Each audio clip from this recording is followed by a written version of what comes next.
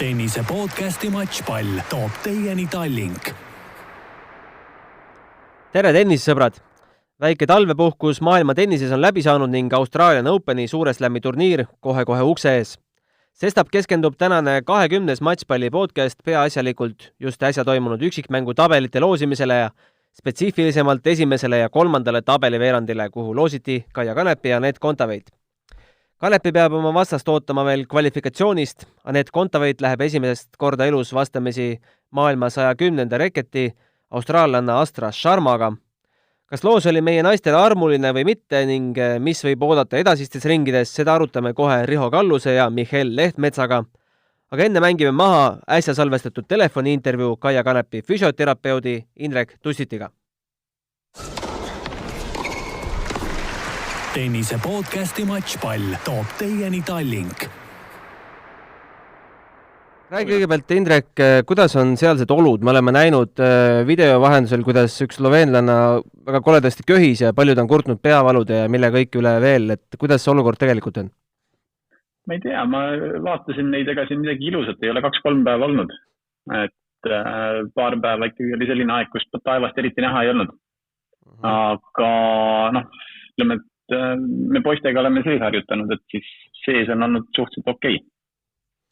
Aga väljas palju need treeningud üldse toimuvad, lükatakse neid edasi, olete saanud trenni teha? Meie oleme enda asjad kõik ära teinud, jah, selles suhtes, kuna me teeme hommikulti nii vara praegu, siis kuna vara on võimalik siseväljakuid kasutada, siis see, mis väljast pärast seda edasi toimub, ega mul sellest eriti suurt ülevaadet ei ole. Aga nüüd on 2 päeva vihma sadanud, et ma arvan, et see on natukene selgemaks teinud kõik. No sina kui meditsiinist üht koma teist jagav inimene, kas Australian Open peaks toimuma sellistes oludes või mitte? ma ei oska selle koha pealt nagu mingit vastust anda. Et mina arvan, et peaks toimuma. Jah, ma arvan, et neid igasuguseid arvamusi on ühte ja teistpidi. Et ma arvan, et seda on päris raske öelda, et ilmselt 2-3 päevaga võib siin kõik nii kiiresti muutuda, et selles suhtes võtta mingisugune otsus vastu nädal aega enne turniiri algust on üsna võimatu.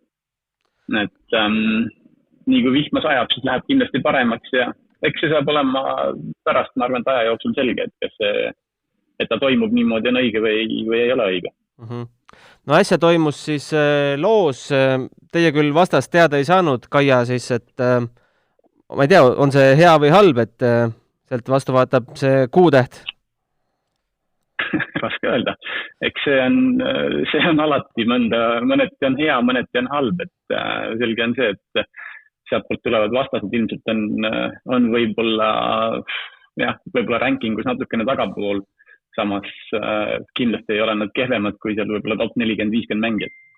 Et kas see on hea või halb, ma ei tea. Eks ta näitab see, kui mäng on ära tehtud. Kuidas Kaia enda vorm on? Me oleme näinud teda väga vähe mängimas Brisbane'is ainult kvalifikatsioonis.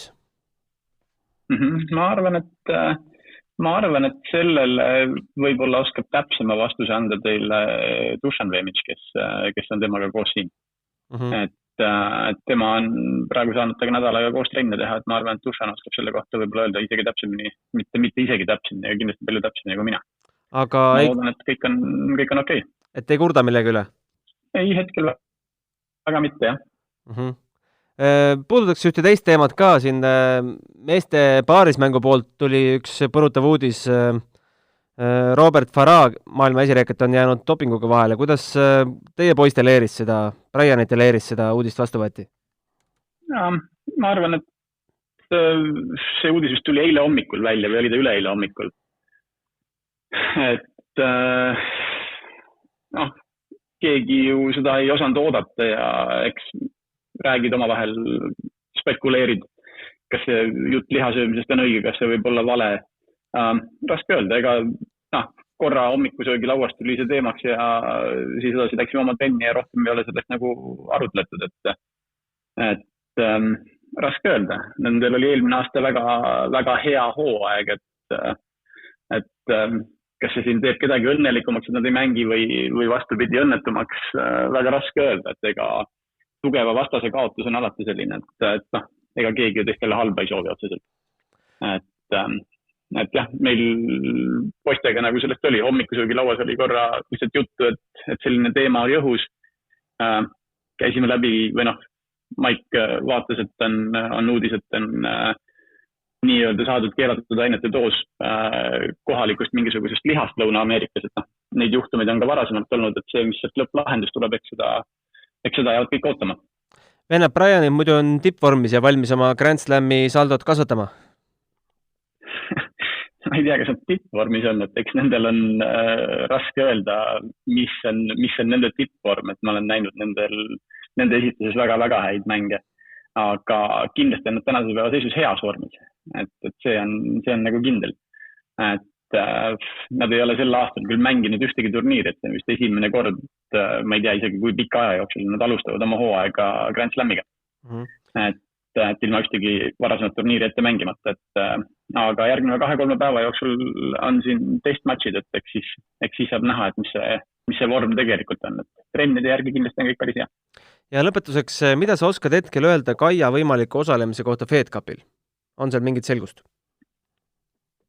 Ma loodan, et see tõenäosus on suur. Ma loodan, et see on suur tõenäosus, et ta seal osaleb. Olgu, aitäh sulle ja jõudu! Jah, aitäh! Tennise podcasti Matšpall toob teieni Tallink. No nii, oleme tagasi stuudios. Riho Kallus ja Mihhail Lehtmets on minu tänasteks saatekülalisteks. Riho siis meie kaassaatejuht. Tabelid on väljas. Me siin oma keskis jõudsime rääkida, et ega me sellest Eesti vastastest väga palju midagi rääkida ei oska. Anett Kontaveit sai vastaseks maailma 110. rekoti Astra Sharma, wildcardiga peale pääsenud Austraalia tennisist ja Kanepi peab oma vastast veel kvalifikatsioonist ootama. Kas loosiõnn naeratas meile seekord? Mihhail? Tere ka minu poolt. Patt oleks nagu nuriseda, kui vastu tuleb maailma 110. reket ja Kaia Kanepile, kes teatavasti asetatud ei ole, oleks võinud vastu tulla Serena Williams kohe esimene ring või Anett Kontaveit ise. Et loomulikult Patt on nuriseda, aga mängima peab ja kuhugi ei ole see sisse kirjutatud, et nad nüüd see 3 ringi, mis nii-öelda loosiga vedas, et kergelt läbi lähevad, et kõik mängijad on seal näljased ja kõik mängijad loomulikult tahavad võimalikult kaugele jõuda, aga minu arvates küll, et üks aegade võib-olla üks parimaid loose, kui pidada silmas nagu mõlemat Eesti mängijat. Oled nõus, Riho? Jah, eriti võib-olla pidades silmas Kaiat, kellel on selle loosi õnnega on alati suhteliselt keeruline Grand Slamidel on, et jah, tabel on päris hea mõlemad tüdrukud vaadates. Mina isiklikult iga loosi eel loodan, et nad satuvad üksteisele lähestikku ja miks mitte ka esimeses ringis vastamise, aga nendele, kes veel niimoodi loodavad, see loosiõnn vist nagu irvitas näkku seekord, et lähevad alles finaalis vastamisi, kui üldse.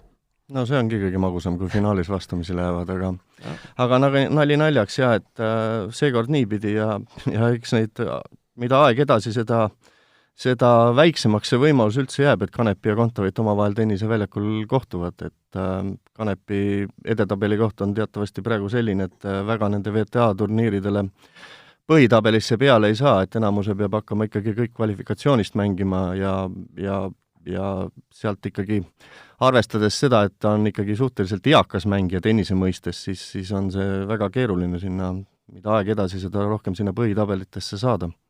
Aga vaatame natukene tabelit edasi ka. Kui Anett peaks jagu saama sellest Sharmast, mis peaks olema loogiline ja talle võimete kohane, siis teises ringis Veronika Kudermetova või Sara Sorribes-Tormo. Kuidas sellesse suhtuda?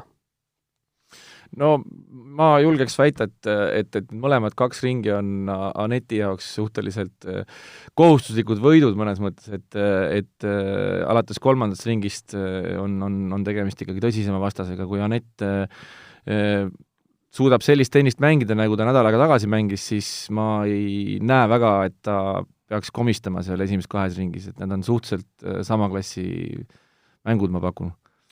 Ja 3. ringis tundub, et see loos ei olnudki väga loos, vaid keegi ülevalt poolt tahab, et Anett ikka jätkaks sealt, kus tal US Openil enne haigestamist pooleli jääks, et kolmandas ringiks Belinda Bencic, kes sai loobumisvõidu siis New Yorgis tänu Aneti haigestumisele.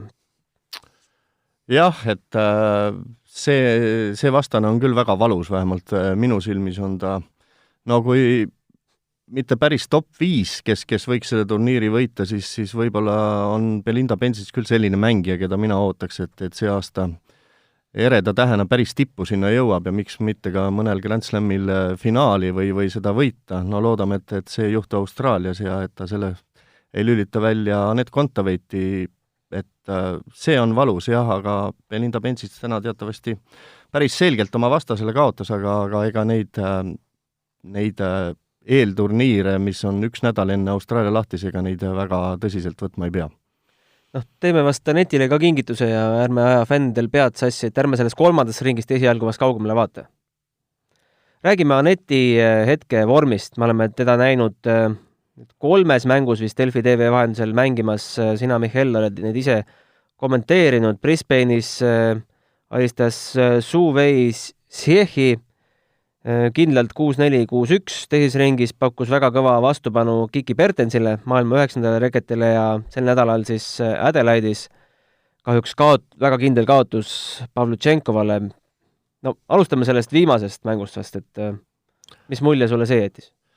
Ütleks nii, et nagu ma olen ennemgi öelnud, et kindlasti ei olnud see Aneti parim mäng, aga kindlasti ei olnud see ka halvim mäng, et Pavlyuchenkoval oli väga hea päev ja Pavlyuchenkova on ju selline mängija, kes kõike palle sisuliselt ikkagi sealt tõusult lööb ja väga agressiivne on ja seekord tuli tal ülimalt hästi kõik välja, eelkõige esimeses setis, teises setis hakkas juba mängu olema, aga Aneti siis see kerge reievigastus, no raske öelda, kas see seal midagi mõjutas, igal juhul minu arust oli mäng täitsa korralik, et midagi väga nuriseda küll ei saa ja tundub küll, et kui Anetil see jalg nüüd liiga ei tee, et vorm on igati hea.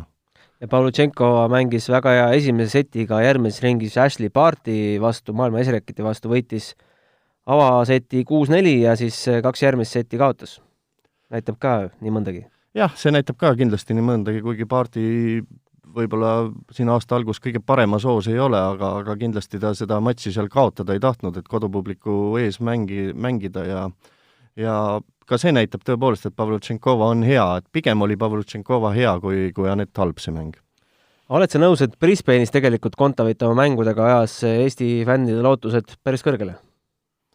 Jaa, kindlasti, et see vastu, kes on alati selline väga ebamugav vastane kõigi jaoks, julgen öelda, võib-olla päris tipud seal Serena jaoks mitte, aga Osakagi on temaga püsti hädas olnud, et see võit, et tegelikult see oli hea algus aastal, et selline keeruline vastane ja sealt võit tuli ja usun küll, et selles suhtes, et aastat edasi oodata, et kui Aneti tervis korras püsib, siis miks mitte aasta võib-olla oma karjääri edukam aasta teha.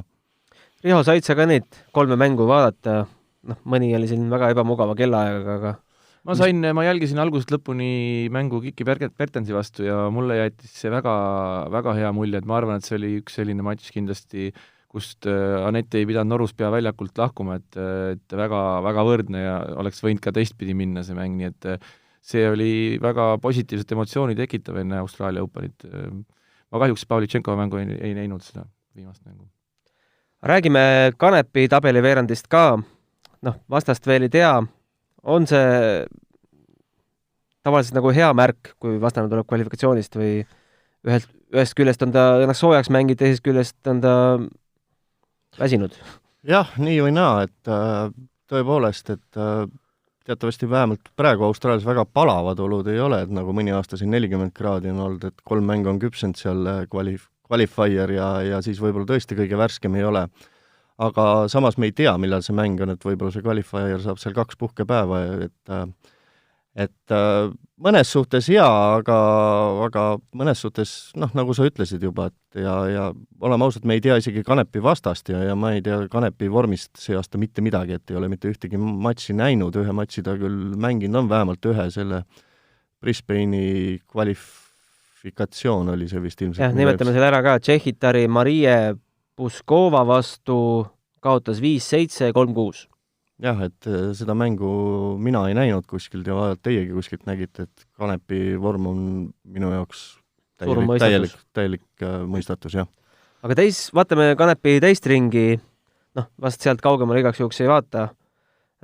Jill Deichmann, šveitsitar või venelanna Jekaterina Aleksandrova, 25. asetus? Ma julgen jälle arvata ka seda, et see mäng on hästi palju täpselt sellest kinni, millest Michael räägib, see sõltub kõik Kaiast. Et kui Kaia on hoos ja suudab oma mängu peale suruda, siis võib kõike juhtuda. Teistpidi jällegi, me oleme ka näinud ka sellist Kaiat, kellel on väga raske ükskõik kelle vastu, et jah, väga raske on seda praegu ennustada ja öelda, sest Kaiat ei ole nii kaua väljakul näinud, et ei tea, mis vormis ta hetkel on. Loodetavasti need kannad on korras, Indreku sõnul vähemalt pole millegi üle kurtnud. Aga tegelikult kiikaks ikkagi sinna kolmandasse ringi ka, ega vist Petra Kvitovast siis pääsu ei ole, 7. asetus. No suure tõenäosusega ei ole ja veel kord, et kui Kaia sinna üldse jõuab, on ju, et väga keeruline, et Petra Kvitova kindlasti on turniiri üks ka võitjasoosik, et ilmselge loomulikult Kvitova seal favoriit on ja ei oska tõepoolest midagi ennustada seal, aga eelkõige loomulikult Kaia, nagu rääkisime, peab ikka esimesed 2 ringi edasi saama ja usun, et juba see oleks tegelikult päris hea saavutus, arvestades, et viimasena ta põhitabelisse üldse sai ja kindlasti kolmandasse ringi jõudmine, ma usun, et suures plaanis oleks ikkagi kordaminek. Kanepi Kvitova matš oleks iseenesest väga huvitav, sest naistel on ju oma suur ajalugu, 5 kohtumist, kõige mälestusväärsem vast Wimbledoni veerandfinaal. Otsustava tiebreaki seis 5-2 Kaiale. Aga viimane mäng jääb aastasse 2010, et tegelikult võiks juba mängida küll. Jah, aga tuletame seda meelt, aasta 2010 võib-olla Kaia oli enda parimas vormis, et praegu kindlasti Kaia ei ole päris sellises vormis, mis ta oli siin, kui ta tõusis, kunagi oli ta vist maailma 15. parimal hetkel, et ikkagi tahame või ei taha, et vanus tuleb peale ja see ikkagi see VTA edetabel ei valeta, et kõver on allapoole ja kindlasti ma vähemalt usun, et Kaia mõne väga hea mängu on võimeline mängima ja loodame, et need on Austraalias. Rääkides teistest tavaringi vastasseisudest naiste poolelt, nii palju selliseid huvitavaid mänge ei ole, kui US Openil saime need üsna ridamisi kokku loetud, aga vast Eesti publikule kõige huvitavam äkki Ashley Barti, Lees ja Tsurenko, tervitused Silver Karjusele. Jah, nüüd on kohe huvitav näha, kuidas on Silveri töö alanud ja kas ta esimesed viljad on Austraalias juba tulemas. Et ei tea, jah. Paistab muidugi see koostöö on nii lühikest aega alles kestnud, et selle põhjal midagi otsustada. Et kas Lees saab hakata juba Fed Cupile valmistuma ja Tallinnasse sõitma või? Jah, peale Austraaliat on kohe Tallinnast tulek, nii et saab näha. Ja loosiõnn taaskord naeratas Venus Williamsile ja Coco Gaufile, kes jälle avaringis omavahel vastamisi lähevad, mäletavasti Gauf siis US Openil Williamsi alistas. Kõige noorem, kõige vanem vastasseis. See on väga huvitav ja, et see on selline põlvkondade vastasseis ja mis sellest, kas ta on nüüd juba 16-aastane see Coco või on ta ikka 15, raske öelda, igal juhul väga noor on ja eks see kindlasti jälle huvitav matš tuleb ja usun, et see kuhugi peaväljakule pannakse ja täismaja teda vaatama tuleb, et kindlasti arvestades, et väga pikk karjäär on sellel noorukesel Gaufil ees, siis sellised matšid ja sellise kogenud vastasega annavad talle ainult positiivset elus edasi minna. Tegeleme natuke selle tänamatu tegevusega nagu ennustamisega ka, et kas naistes saab tuua välja hetkel mõnda kindlat favoriiti. Meil on 11 viimast Grand Slami on pakkunud 9 erinevat võitjat. Pudru ja kapsad. Me natuke enne saate algust seda arutasime ja jõudsime ainult ühe nimeni, kes on niisugune mustobune, on ikkagi Serena Williams, et Serena tundub, et on väga heas vormis ja küsimärk on kindlasti see, et kas ta suudab vastu pidada 7 rasket mängu, et aga Serenat julgeks nagu mainida. Jah, mina, kui peaks panustama, siis ma tean, et Riho on suur Williamsi venn, aga mina jätaks Williamsi ikkagi ka kihlveokontorite arvates väike favorit, isegi Serena Williams kogu turniiri võidul on, aga just mis mind ettevaatlikuks teeb, on see, et võib-olla ka Williamsi vanus on ju ja Grand Slamil on vaja ikkagi 7 mängu võita, aga just need viimased finaalid, et Grand Slami finaalides, et kui palju Williams neid viimasel ajal kaotanud on, et see võib teda mõjutama hakata, kui ta finaali välja jõuab ja kui peaks nii-öelda võitjat pakkuma, siis minu võitjasoosik oleks seekord Naomi Osaka. Tuletame kuulajatele meelde ka, võib-olla keegi mäletab US Openi eel, kui me siin arutasime, siis Micheli näpp jäi peale naistest Bianca Andreeskule ja meestest Rafael Nadalile ja täpselt nii läks. Et panustamisinfot tahate, siis Michel on ekspert. Sina ise panustada ei tohi kuskil tõenäoliselt. Ärge nüüd seda päris tõena võtke, jah, et seekord läks küll pihta, aga jah, ega naistel on see tabel nagu ikka väga-väga lahtine, aga rõõm on ka see, et tegelikult meestel ikkagi, mida aeg edasi läheb, siis natuke lahtisemaks see võitjasoosik siin läinud on, kui me lõpuks meesteni jõuame, võib-olla siis räägime sellest ka täpsemalt. Aga lähmegi meeste juurde. Alustame favoriitidest. Novak Djokovic'i peetakse väga kindlaks favoriidiks. Ja ta ongi tõenäoliselt favoriit ka. Jah, ta tõenäoliselt favoriit on, aga tänane nii-öelda kui tabel tuli välja, siis Djokovic'il nagu selles suhtes väga ei vedanud, et ma vaatasin siin, et kihlveokontorid enam nii selgeks favoriidiks teda ei pea kui enne loosimist, et ikkagi tema võimalik veerandfinaali vastane on ju teda kas just korduvalt alistanud, aga ikkagi alistanud Tsitsipas, kes eelmine aasta teatavasti Federeri lükkas välja siit turniirilt ja võimalik poolfinaali vastane on siis suur Roger ise, et sinna on ikka tükk maad minna ja Djokovic'i jaoks see tabel väga lihtne ei ole, et selles suhtes teine peasoosik Nadal võib loosi üle pisut ikkagi rõõmsam olla, et tema võimalik veerandfinaali vastane, kui arvestada kõrgemaid rankinguid, on Dominic Thiem, et ka muidugi loomulikult valus käsi, aga eelkõige muidugi Thiemi võib-olla kõige tugevamad mängud on ikkagi seni liiva peal olnud, tõsi, eelmine aasta mängis ka ikkagi väga korralikult haardi peal juba ja siis poolfinaali vastane Nadalil siis kas Medvedev või Zverev, ka loomulikult ikkagi väga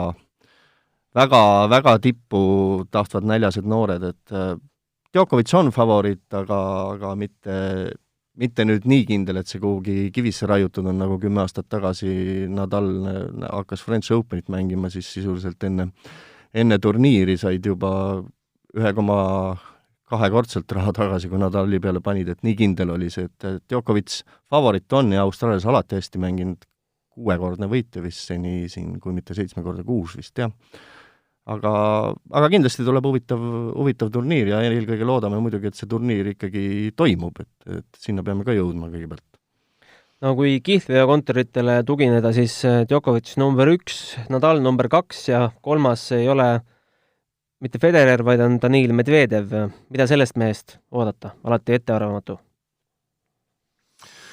Jah, kindlasti selline, tema puhul võib-olla ma ise kujutan ette, et kui ta jõuab turniiri lõppfaasi, siis on see olukord ettearvamatu. Kas ta sinna üldse jõuab, küsimus on pigem selles, ma arvan, et see on pikk tee ja 5 parem mängud seal, et ma kaldun arvama, et need vanema generatsiooni mängijad suudavad need esimesed ringid kindlamalt võita kui noored võib-olla. Aga jaa, absoluutselt, ta on ikkagi eelmisel aastal näidanud väga fantastilisi mänge ja on võimeline kõiki võitma, nii et ei oska öelda, raske öelda. Ja noortes kindlasti tasuks jälgida, aga mida Tsitsipas teeb, eks? Jaa, kindlasti Tsitsipas ja Berrettini võib-olla mitte nii enam, on ka noor ja tõusev, aga päris finaali kohta ei julgeks Berrettinile pakkuda, aga tõepoolest, et ikkagi peale Nadali ja Djokovic'i ikkagi Medvedev, Tsitsipas on need, kes kõige tõenäolisemalt võivad selle karika pea kohale tõsta, aga julgen arvata küll, et pigem ikkagi need noored tõstavad see aasta, võtavad pea kohale, tõstavad selle taldriku, mitte karika. Rääkides seal valitsevatest oludest, Mihhail eile Facebookis siin eravestluses arvas küll, et seda turniiri ei toimu ja seda podcasti polegi vast mõtet pidada, aga tänase seisuga ikkagi toimub. Mis te arvate? Mehed, naised köhivad, rinnus valud, peavalud, Melbourne'i elanikel palutakse koju jääda, ehitusplatsid seisavad, tuleks seal üldse mingit tennist mängida või mitte? No väga keeruline öelda, et korraldajad on kindlasti väga-väga suure pinge all seal, et mängus on ju tohutud rahad tegelikult, aga mängus on ka ikkagi mängijate tervis ja nagu Djokovic või oli see keegi muu mängija, täpselt ma ei tea, ütles, et kui paar piiska tuleb väljakule, siis katkestatakse mäng, et jumala eest keegi seal oma jalga välja ei väänaks, aga kui on ilm selline, et palutakse inimestel siseruumides olla ja pannakse 256 mängijat mängima Austraalias, et võimalik, et 30-kraadise palavusega veel, et see on kindlasti väga suur risk ja kui seal kellelgi peaks midagi tõepoolest väga ränka juhtuma, et siis küll korraldajate nahas olla ei tahaks. Ja, mis sa arvad? No nagu me ka Indreku intervjuust kuulsime, et seda on väga raske ennustada, kuna see olukord nii kiiresti võib muutuda. Viimastel päevadel on Melbourne saanud natuke ka vihmasabinet ja ilmateade näitab ka esmaspäeval teisipäeval vihma Melbourne'is, et see võib-olla seda olukorda leevendab, aga jah, ma olen nõus, et kui see päriselt midagi tõsiselt kellegiga esimestes ringides juhtub, arvestades, kui satub veel palav ilm ja väga pikk matš olema, siis see on korraldajale väga-väga suur peavalu, sest ei päästa ka siin see, et peaväljak on katuse all, kus sa saad ainult üksikuid mänge pidada teine nädal, et sa pead selle esimese nädala saama ikkagi mängitud ja see on päris keeruline olukord. Teistpidi jälle eile ju korjati päris suur summa juba rahaga tulekahju kustutamiseks, nii et tennisistid kustutavad ka tuld teistpidi, aga loomulikult see ei ole nüüd otsene mõju kohe turniirile, aga jah, see on kindlasti, ma olen täitsa nõus, et jah, nagu me näeme tennises iga väikse asja pärast reageeritakse ja kas või nagu see piisakuivatamise näide, aga jah, et see võib mängijatele väga valusalt mõjuda. Ma korra võib-olla parandan, et Riol, et peaks olema praeguseks hetkeks vist 3 väljakut katuse all juba Austraalias. Ja 8 siseväljakut ka, kus teoreetiliselt saab mänge pidada, ma ei tea, kuidas see publik sinna mahub, aga ega vist vaevalt, et sinna neid mänge viivad, aga jah, kuskilt ma nagu lugesin, et seal sisehallides üldse mängida ei saa, et seal on see toss sisse tulnud, aga välja ei kipu minema, et see on veel keerulisem asi. Jah, et kas seal on vastav ventilatsioon üldse. Aga spekuleerime teemal, mis juhtub tennisemaailmas, kui üks Grand Slam jääb poolikuks, siis tuleb ju ka tulemused tühistada.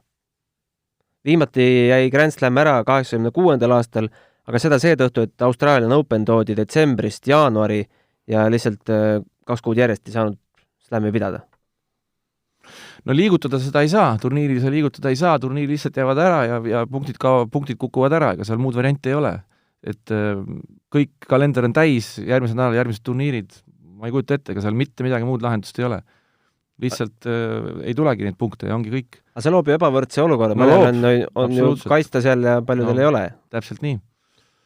No ma ei oska ega öelda, kuidas see reageeritakse, et võimalik on ka niimoodi, et lihtsalt ei võetagi neid punkte ära kellegilt, et nagu oleks loogilisem. Võtame kalendrist ühe kuu lihtsalt ära. Jätad veel aastaks kehtima need punktid. Jaa, et tõepoolest ebavõrdse olukorra tegelikult. Praegu oleks väga ebavõrdne tõesti, et Djokovic'ilt võetakse see 2000 punkti ära lihtsalt, et ta ei saa seda kaitsta, aga ma ei oska öelda, see pretsedent, mina ei tea, kuidas see on, võib-olla hea kolleeg Margus Uba oskaks sellest täpsemalt rääkida, aga ma ei oska seda küll kommenteerida, aga tundub nii, et väga, väga ebavõrdne tõepoolest oleks, kui sealt lihtsalt need punktid ära võetakse. Ma küll näen jah, et pigem tõenäoliselt üritatakse siis võib-olla sisetingimustes seda turniiri venitada ja mängida pikemalt, et me teame, on ju Wimbledoni turniiri mängitud siin peaaegu kuu aega, 1 aasta väga pikalt ei saa, 5. hakkab juba Fedko. jah. palju neid mängijad kattub seal, jah. Ma ise näeksin küll varianti, et tõstaks selle novembrisse, kui tennisistidel nagunii mänge ei ole. Hapukurgi hooaega. Jah. Ma pigem näen, et siis tõenäoliselt turniir venib ja mängitakse sisetingimustes. Midagi sellist võib-olla. Ma ei usu ka jah sellesse novembrisse, aga sa võid ju ettepaneku teha neile. Igatahes, eks paistab. Sel kuul tuleme Matšpalli podcastiga ühe korra veel eetrisse. Loodetavasti saame rääkida meie naistennisistide edulugudest. Ikkagi teeks väikse ennustusmängu ka. Võitjaid pakkusime juba, aga kui kaugele jõuavad meie naised? Nüüd Austraalia Openil või Austraalia Openil. No ma teen otsa lahti siis. Ma pakun, et Kaia Kanepi jõuab teise ringi ja Anett Kontaveit jõuab 4. ringi. Riho? Mina olen alati oma ennustustes väga optimistlik olnud, et ma tundus, et Michael on veel ka päris optimistlik, kui ta Anetti 4. ringi pakub, et võib-olla kui ta 4. ringi jõuab, siis ta on võimeline ka sealt veel kaugemale jõudma. Aga ma väga loodan, et Kanepi suudab vastu pidada vähemalt Kvitovani ja ehk Anett üllatab tõesti ja jõuab ka vähemalt 4. ringi. Ma tulistan puusalt ja ütlen mõlemale 3. ring. Kokkuvõtteid teeme siis jaanuari lõpus. Aitäh, et kuulasite, aitäh Riho ja Mihkel. Aitäh! Aitäh!